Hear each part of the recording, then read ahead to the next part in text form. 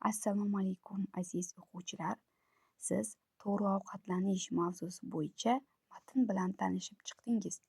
Demak, sog'lom tishlar sohibi bo'lishimiz uchun gigiyenaga rioya qilishimiz, shuning bilan birgalikda to'g'ri ovqatlanishimiz kerak ekan.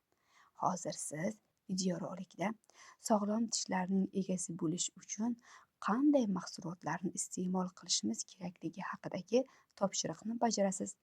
Suratlar orasidan kerakli rasmlarni tanlab oling.